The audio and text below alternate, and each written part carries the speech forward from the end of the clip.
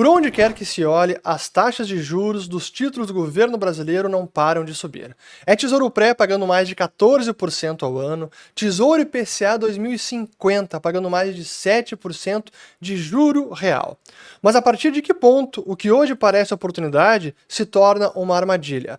Quando o risco fiscal supera o risco inflacionário. Porque o principal medo dos investidores passa a ser a possibilidade de o governo não conseguir se financiar, não conseguir pagar as suas dívidas. E que uma taxa que pague inflação mais 8, 9 ou 10% pode até ser rejeitada pelo mercado, porque isso será um sinal de estresse fiscal, de risco de insolvência de governo. Pois a verdade é que essas taxas de juros são insustentáveis. E para isso eu tenho uma boa e uma má notícia. A boa notícia é que o governo será obrigado a fazer um ajuste fiscal. Seja ele de esquerda, seja de direita, o governo será forçado a arrumar as contas públicas. A introdução do euro em 2002, a moeda única da União Europeia, e que trouxe um cenário bastante distinto para Portugal e Espanha em especial, porque eram países muito perdulários, com déficit fiscal, gastavam demais.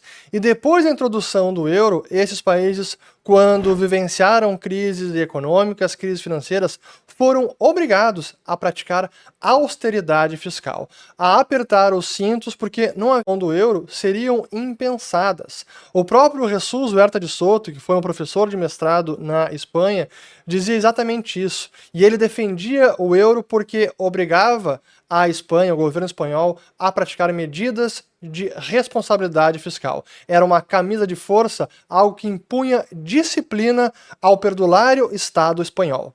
O outro exemplo é o caso emblemático do Equador, que dolarizou sua economia em 2000, abandonando a moeda própria, o sucre. Depois de décadas de crise econômica, alta inflação, que chegou na casa de 100% no fim da década de 90, dizimando o poder de compra da população.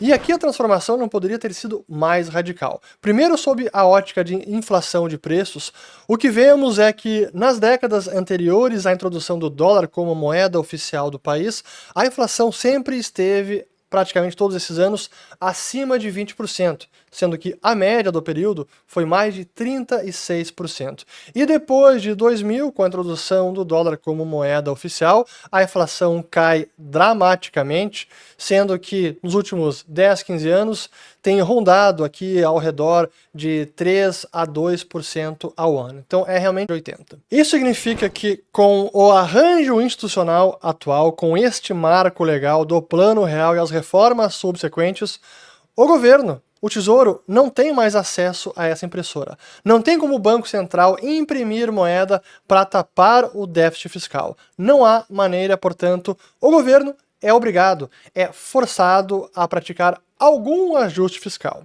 E como é que isso se daria na prática? O déficit fiscal seguindo alto, a dívida continuando a subir, chegará o momento em que o dólar vai disparar. Volta para 6, para 6,5, para 7, assim como a taxa de juros vai para 15, vai para 16 o pré, sabe-se lá qual vai ser o nível. Mas o mercado vai sim precificar esse estresse, essa desconfiança, e o governo será inviabilizado, país noutra rota de crescimento sustentável. Mas como eu falei no início do vídeo, existe sim uma brecha, e se explorada, ela rompe a barreira entre o tesouro, o fiscal e a impressora do Banco Central. E ela já foi utilizada uma vez em circunstâncias extraordinárias